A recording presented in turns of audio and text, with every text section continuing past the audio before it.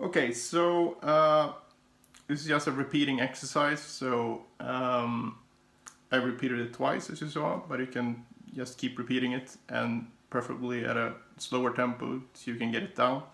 I still have some work to do there as well, but the basic idea is just to go from this A up to this A chromatically, then go from this A down back to this A, so we can restart the loop. But instead of going down chromatically, I go down with A minor triads or arpeggios, like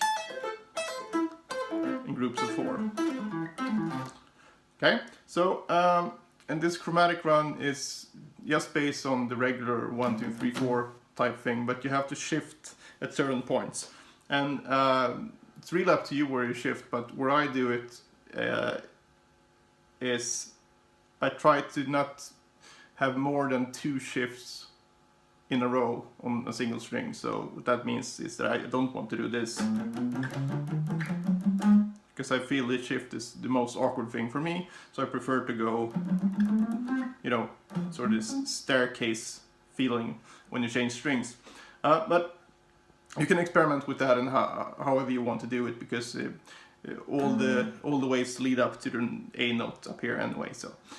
So with that said, we can just go through, since you know that we'll play 1, 2, 3, 4 once we find our index finger note. It's probably the easiest way to learn this run is just to know where to put the index finger. So on the low E string, on the 5th fret, 9, and then on the A string we go to 8,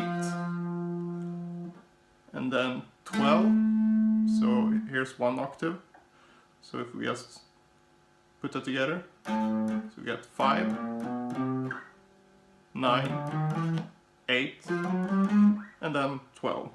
So, and there from 12 is pretty easy, because we'll just go 12, 11, 10. So like a stair. And incidentally, the arpeggio that you outline here is an augmented one, so which is 1, 3, sharp 5. Anyway, so from the 12th fret here, go 12, 11, 10. So,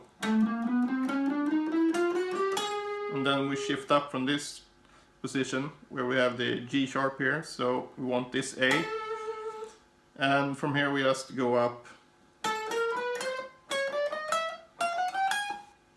and then finally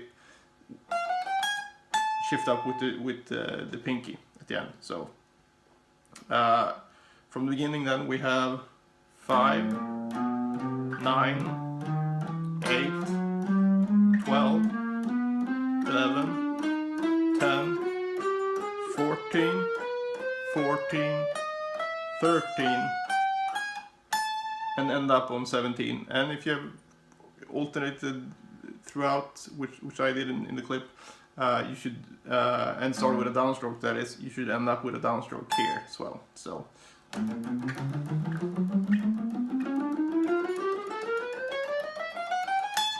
okay, so once we're here, we'll start the arpeggio descending part, which is just the notes A, C, E. It's just an A minor triad.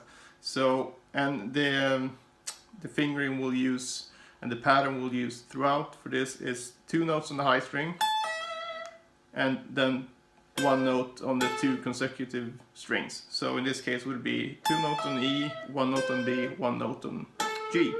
So I'll just say the frets here. So we go 17, 12, 13, 14, and the picking I use is down, pull off, up, up.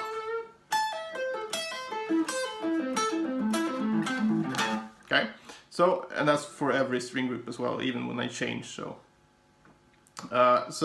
again, 17, 12, 13, 14, then 12, 8, 10, 9, then we have 8, 5, 5, 5. So you have to do this thing, you don't want this.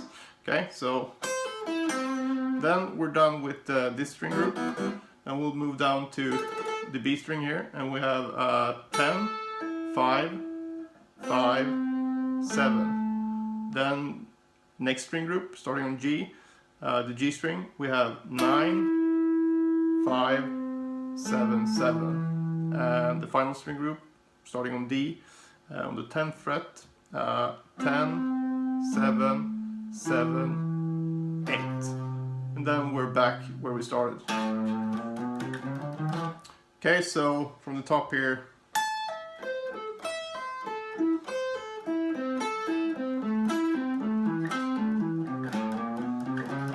and so on. So just once more slowly.